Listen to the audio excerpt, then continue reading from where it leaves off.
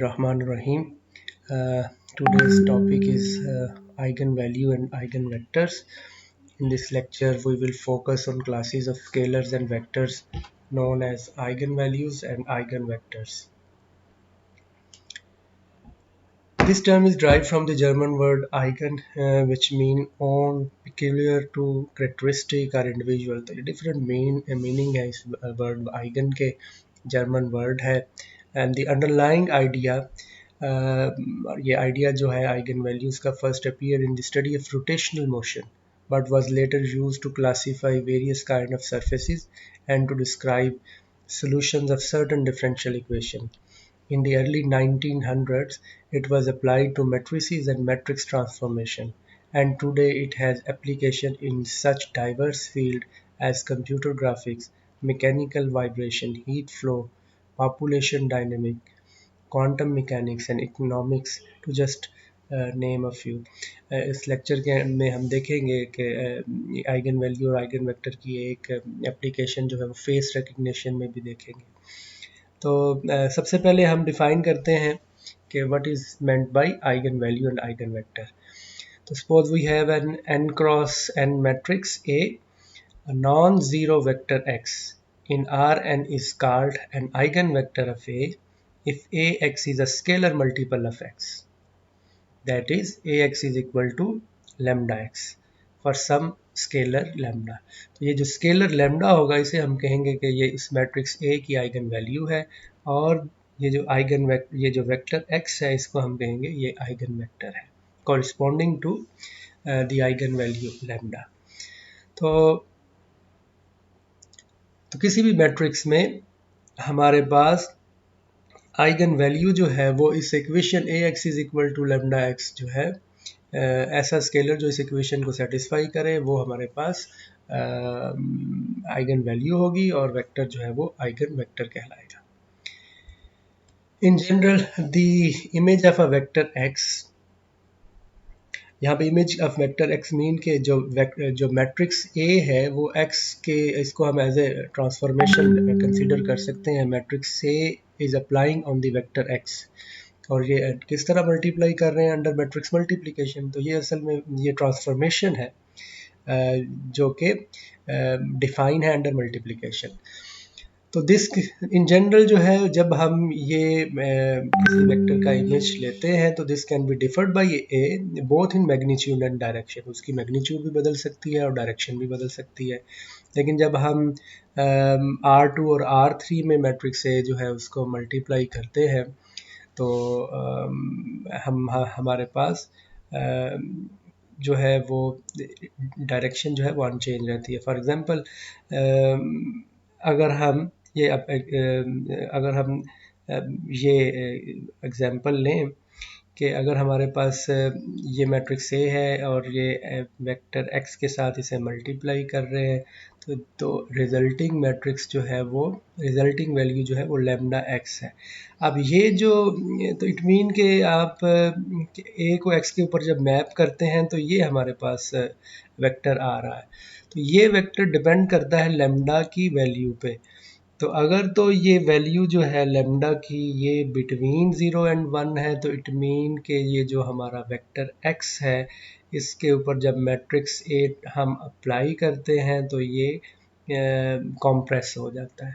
लेकिन अगर ये लैम्डा की वैल्यू हम ग्रेटर देन इक्वल टू 1 ले लें तो इस केस में ये जो हमारे पास वेक्टर x है ये एक्सपैंड हो जाएगा.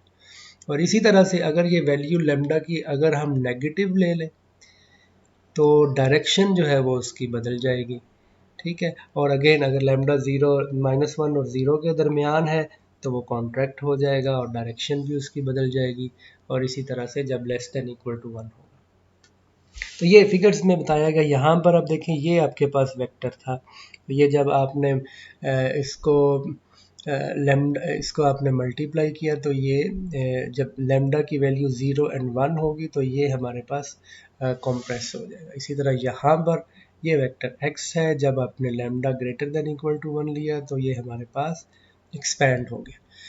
और जब आप लेमडा की वैल्यू जो है वो नेगेटिव लें फ्रॉम -1 to 0, तो ये हमारे पास वेक्टर x था। जब आपने उसे लेमडा से मल्टीप्लाई किया, नेगेटिव है, डायरेक्शन उलट हो जाएगी और ये श्रिंक हो जाएगा। इसी तरह से यहाँ पर आपके पास वेक्टर ये x है, जब आप लेमडा की वैल्यू -1 लेंगे, माइनस की वजह से इसकी डायरेक्शन बदल जाएगी और इसकी मैग्नीट्यूड बढ़ जाएगी और डायरेक्शन जो है वो इसी वेक्टर के अलॉन्ग रहेगी। अब ये किसी भी मैट्रिक्स में आइगन वैल्यूज़ जो है उसको कैसे हम चेक करेंगे, जैसे ये एग्जांपल है, इसमें देखें ये मैट्रिक्स A है, तो ये vector x is equal to, ये वेक्टर है, ये R2 में ये एक वेक्टर है, इसके कोऑर्डिनेट है 1 2, तो ये वेक्टर जो है ये आइगन वेक्टर है इस A का। कब होगा? जब हम ये प्रूव कर देंगे कि जब A को x से मल्टीप्लाई करें तो this will be equal to 3 into x. तो हम सिंपल मल्टीप्लिकेशन करके देखें, मैट्रिक्स A को x से मल्टीप्लाई करें, हमारे पास आंसर 3 6 आएगा। इसी तरह से लैम्डा हमारे पास 3 है, तो लैम्डा को जब x से मल्टीप्लाई किया तो ये इट मीन कि ax is equal to lambda x। तो हम कहेंगे कि ये जो वेक्टर x है इस मैट्रिक्स A की आइगन वेक्टर है और lambda is equal to 3 is an eigen value. तो ये हमारे पास इक्वेशन सेटिस्फाई हो रही है। तो इस केस में आप देखें कि मैट्रिक्स A जो है जब उसे आप x से मल्टीप्लाई करते हैं तो ये हमारे पास 3 इंटू एक्स है, तो ये जो हमारे पास स्केलर है ये ग्रेटर देन 1 है, तो इट मीन के वेक्टर x जो है वो एक्सपैंड हो गया है। जैसे इस फिगर में हम देख सकते हैं, हम क्या कर रहे हैं, A हैज़ ये इसको हम स्ट्रेच कर रहे हैं। ये हमारे पास ओरिजिनल वेक्टर x था, उसको जब हमने 3 से मल्टीप्लाई किया तो ये 3x आ जाएगा। तो मैट्रिक्स ट्रांसफॉर्मेशन जो है यहाँ पर x को एक्सपैंड कर देगी या स्ट्रेच कर देगी बाई 3 टाइम।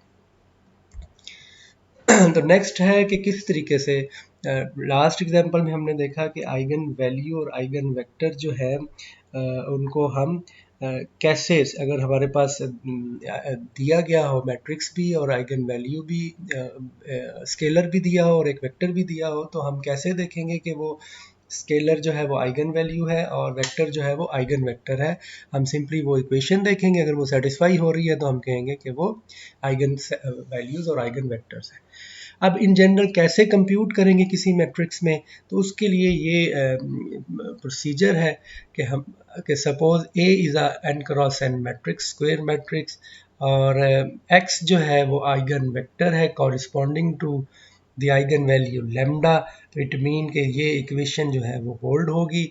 अब यहाँ पर हम ये क्योंकि x भी कॉलम मैट्रिक्स है, यहाँ इसको हम आइडेंटिटी मैट्रिक्स से मल्टीप्लाई कर सकते हैं, तो दिस की equation can be reduce to this. अब ये वाली साइड जो है इसे हम लेफ्ट हैंड साइड पे ले आए तो ये इक्वेशन बन जाएगी।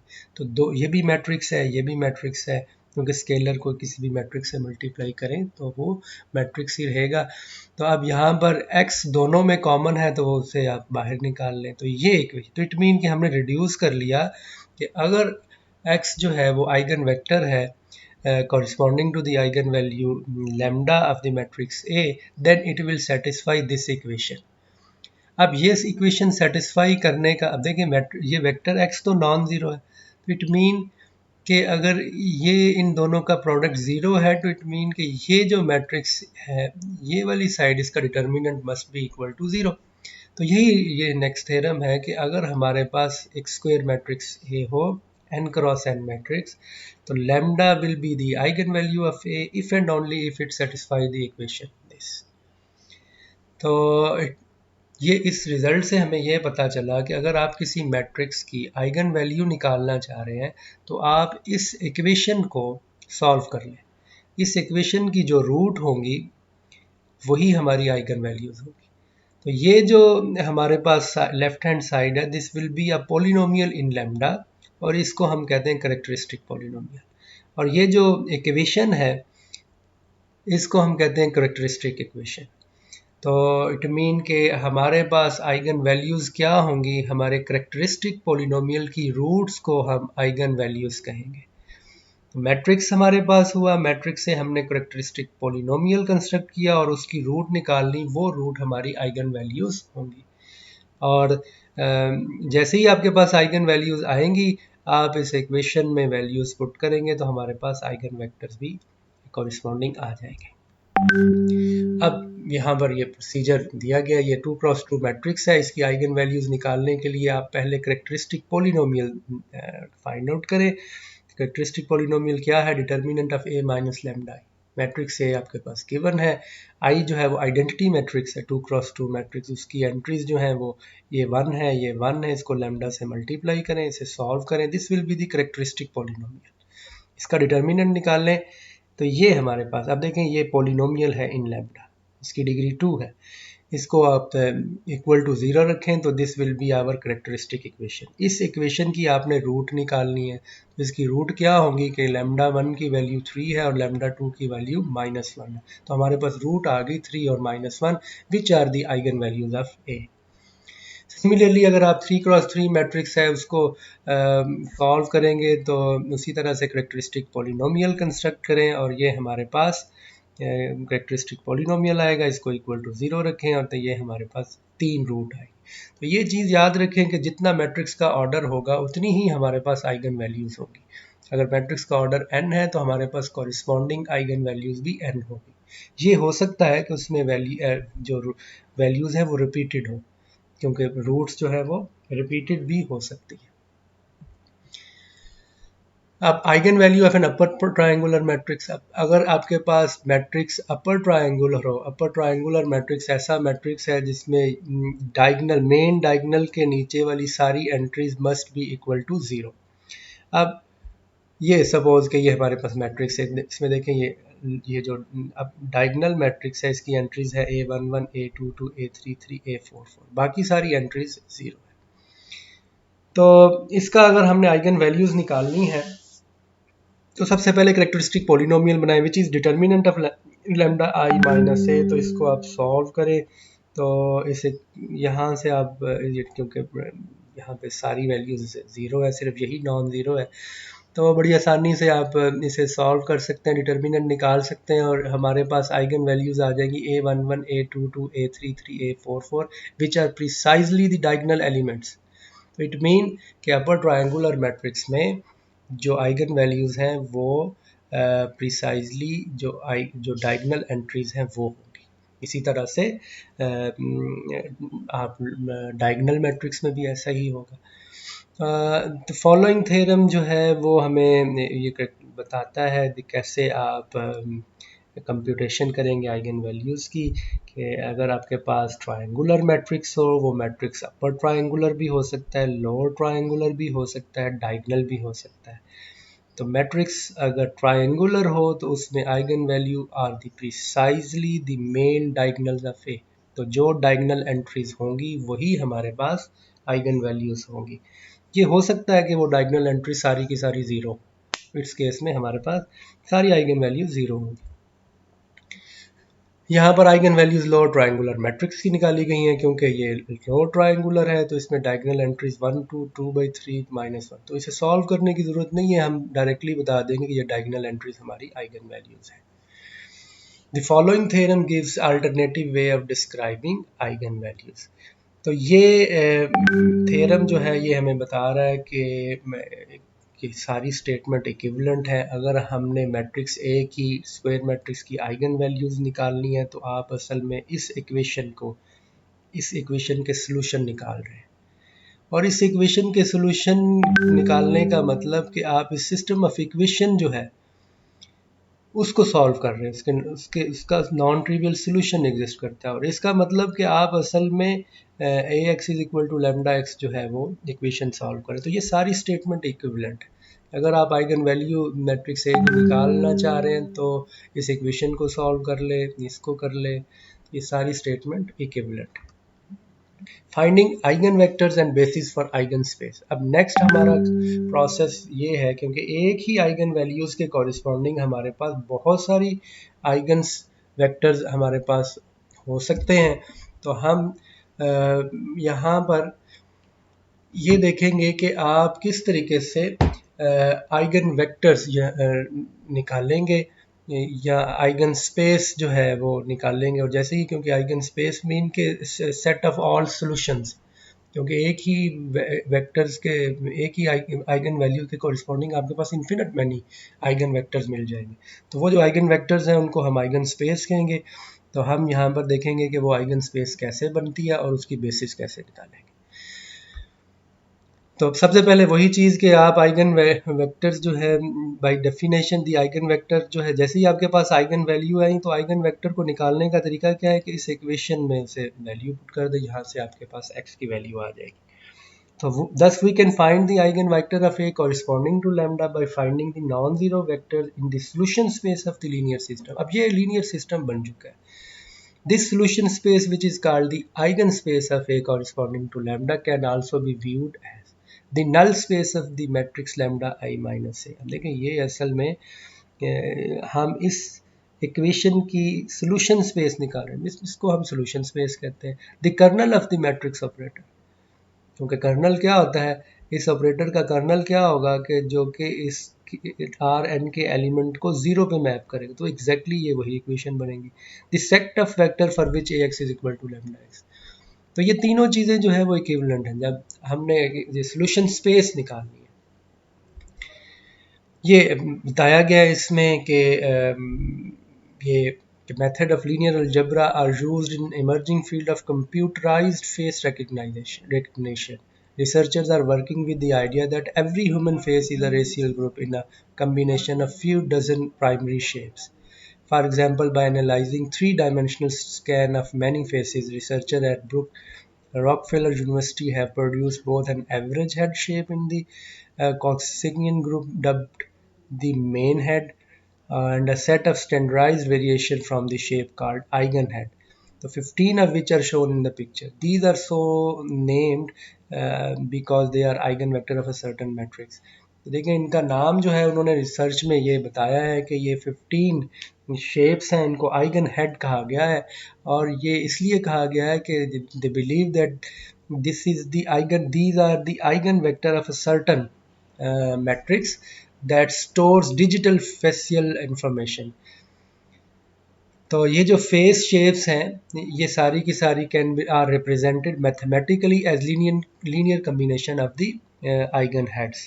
तो फेस शेप्स जो है उनको हम मैथमेटिकली आइगन हेड्स के लीनियर कम्बिनेशन में लिख सकते हैं। तो ये फेस रिकग्निशन पे जो है वो लीनियर अलजेब्रा की मदद से काम हो रहा है और ये हेल्प करती है इन फेस रिकग्निशन। अब ये नेक्स्ट स्टेप जो है हम बेसिस जो है आइगन स्पेस की फाइंड आउट को देखेंगे किस तरह फाइंड आउट करते हैं। तो अगेन लास्ट हमने पीछे पढ़ा है कि हम जब आइगन स्पेस निकाल रहे हैं तो आप असल में इस इक्वेशन को सॉल्व कर रहे हैं। तो हम सबसे पहले लेते हैं मैट्रिक्स ए 2x2 मैट्रिक्स है। तो सबसे पहले तो इसकी आइगन वैल्यू निकालें, उसके लिए करेक्टरिस्टिक पॉलिनोमियल फाइंड आउट करें। ये आपके पास करेक्टरिस्टिक पॉलिनोमियल है, इसकी रूट निकाल लें तो हमारे पास दो आइगन वैल्यूज आ जाएंगी 2 एंड -3। अब हम corresponding to two eigen vector, ये लैम्डा 1 इज इक्वल टू 2 है, इसके corresponding eigen vector find out करेंगे और इसी तरह लैम्डा 2 इज इक्वल टू -3 के कॉरिस्पॉन्डिंग भी आइगन वेक्टर फाइंड आउट करेंगे। तो पहले हम लैम्डा 1 इज इक्वल टू 2 लें। तो लैम्डा 1 इज इक्वल टू 2 लें तो इट मीन के ये जो है इस इक्वेशन के सोल्यूशन है। इसको सॉल्व कर लें तो हमारे पास लैम्डा की वैल्यू -2 पुट कर दी। तो इसको सॉल्व करें तो यहाँ से हमारे पास ये सिस्टम ऑफ लीनियर इक्वेशंस बन जाएंगी। तो ये दोनों इक्वेशन सेम ही है और यहाँ से हमारे पास आ जाएगा, देखिए पहली इक्वेशन है -3x1 + 3x2 is equal to 0। इसको सॉल्व करें तो हमारे पास आ जाएगा x1 is equal to x2। इसी तरह दूसरी इक्वेशन को सॉल्व करेंगे तो वहाँ से भी यही इक्वेशन मिलेगी। तो इस मीन कि हमारी जो आइगन स्पेस है वो सेट ऑफ दोज वेक्टर है जिसमें फर्स्ट और सेकंड कोऑर्डिनेट सेम है। तो x1 और x2, तो ये हमने x ये आइगन वेक्टर निकाला था। तो eigen space consist of those vector in R2 in which first and second coordinate are equal. तो उसके बाद हम इसकी तो इट मीन कि क्योंकि ये दोनों इक्वल हैं तो हम इसे t आर्बिट्रेरी एलिमेंट t लिख लें तो t कॉमन है तो 1 1। तो इट मीन कि पूरी की पूरी जो आइगन स्पेस है वो 1 1 से जनरेट हो रही है और एक वेक्टर हमेशा लीनियरली इंडिपेंडेंट होता है। इट मीन के तो वेक्टर 1 1 जो है ये हमारे पास इस आइगन स्पेस की बेसिस होगी। इसी तरह से जब लेमडा 1 इज इक्वल टू -3 करें, उसी तरह इस इक्वेशन में वैल्यू पुट कर दें, लेमडा की -3 सॉल्व करें तो हमारे पास दोनों इक्वेशन से यही आएगा, एक ही इक्वेशन है। तो x2 is equal to -2/3x1। तो इसका मतलब क्या है कि हमारी जो आइगन स्पेस है consist of those vectors of R2 which satisfy this equation. कि फर्स्ट कोऑर्डिनेट और सेकंड कोऑर्डिनेट के दरमियान ये रिलेशन है। तो हम इसको x1 और को आर्बिट्रेरी एलिमेंट t कह लें, तो इट मीन के हमारी जो आइगन स्पेस है it's a multiple of this vector.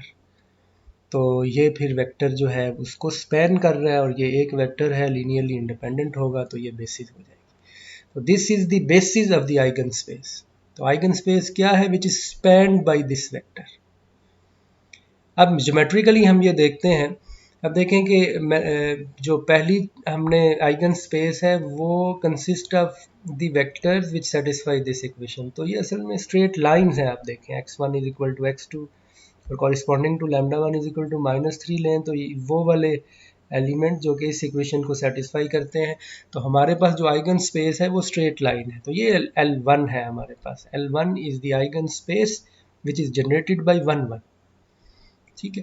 इसी तरह से L2 is the space eigen space passing through the origin and generated by this element.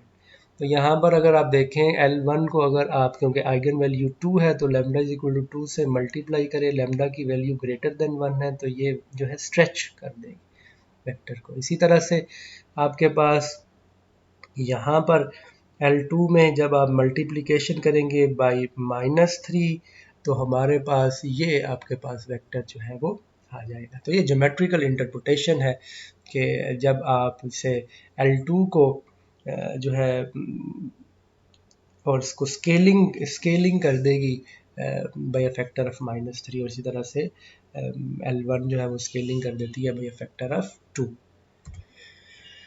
Eigen vectors again ये एक और एग्जांपल है। यहाँ पर 3x3 मैट्रिक्स और उसकी बेसिस को निकालने का तरीका बताया गया है। ये मैं इसको इसी तरीके से, अब क्योंकि ये A3 है तो हमारे पास आइगन वेक्टर जो है वो इस फॉर्म का होगा। This is x is the element of R3। तो सबसे पहले इसके करेक्टरिस्टिक पोलिनोमियल निकालें, करेक्टरिस्टिक इक्वेशन निकालें, उसकी रूट्स निकालें। तो हमारे पास द डिस्टिंक्ट आइगन वैल्यूज़ आ जाएंगी, lambda is equal to 1 and 2, और यहाँ से आइगन वेक्टर फाइंड आउट करें। तो ये हमारे पास इस सिस्टम को सॉल्व करें तो ये हमारे पास सिस्टम ऑफ लीनियर इक्वेशन है। इसको गॉस एलिमिनेशन मेथड से सॉल्व किया तो x1 की वैल्यू -s, x2 की वैल्यू t और x3 की वैल्यू s। तो अब देखें आर्बिट्रेरी वैल्यूज़ हमारे पास दो हैं। तो हमारे पास x जो वेक्टर था उसमें x1 की ये वैल्यू पुट कर दी। तो इसमें आप देखें कि s जो है दो ही इंडिपेंडेंट वेरिएबल हैं, तो इसको हम ऐसे लिख सकते हैं। तो इट मीन कि every vector of the eigens, every vector जो है can be written as a linear combination of these two vector. तो ये दोनों वेक्टर जो है वो आइगन स्पेस को जनरेट कर रहे हैं और ये दोनों लीनियरली इंडिपेंडेंट भी हैं। आप इसे वेरीफाई कर सकते हैं। तो इट मीन कि ये बेसिस बना रहे हैं। इसी तरह से जब आप लैम्डा इज इक्वल टू 1 जो है वो इक्वेशन नंबर 6 में पुट करेंगे तो वहाँ से आपके पास ये इक्वेशन आ जाएंगी और आप देखेंगे कि x1, x2 और x3 तीनों एक ही वेरिएबल पे डिपेंड कर रहे हैं। तो इट मीन कि eigen space corresponding to the lambda is equal to 1 is generated by this vector -2 1 1 और ये linearly independent है, hence this is a basis। तो ये बेसिस को निकालने का तरीका क्या है कि सबसे पहले आप आइगन वैल्यूज़ निकालें, कॉरिस्पॉन्डिंग फिर आइगन वेक्टर्स निकालने के लिए इक्वेशन नंबर 6 में वैल्यूज़ रिप्लेस करें, सिस्टम ऑफ लीनियर इक्वेशन को सॉल्व करें और उसके बाद आप उस इस सॉल्यूशन स्पेस के स्पैनिंग वेक्टर ढूंढें और उसके बाद अगर वो लीनियरली इंडिपेंडेंट हैं तो वो बेसिस बनाएंगे। Eigenvalues and invertibility. The next theorem establishes the relationship between the eigenvalue and the invertibility of a matrix. तो ये एक इम्पॉर्टेंट रिजल्ट है जो हमें बता रहा है कि अगर एक मैट्रिक्स जो है स्क्वायर मैट्रिक्स इन्वर्टिबल है तो if and only if lambda is equal to 0 is not an eigen value of A. तो अगर तो मैट्रिक्स इन्वर्टिबल है तो लैम्डा इज इक्वल टू 0 उसकी आइगन वैल्यू नहीं होगी। कुछ एक्सरसाइजेज हैं। फर्स्ट एक्सरसाइज जो है फ्रॉम 1 to 4 आपने कंफर्म करना है by multiplication that x is an eigen vector of A, और कॉरिस्पॉन्डिंग जो है वो आइगन वैल्यूज फाइंड आउट करनी है। 5 और 6 में आपने करेक्टरिस्टिक इक्वेशन फाइंड आउट करनी है, आइगन वैल्यू फाइंड आउट करनी है और basis of the eigen space find out करनी है। सिमिलरली 7 to 12 में भी यही काम है, आपने करेक्टरिस्टिक इक्वेशन फाइंड आउट करनी है, वहाँ से आइगन वैल्यू आ जाएंगी, फिर आप आइगन स्पेस कंस्ट्रक्ट करें और उसकी बेसिस फाइंड आउट करें।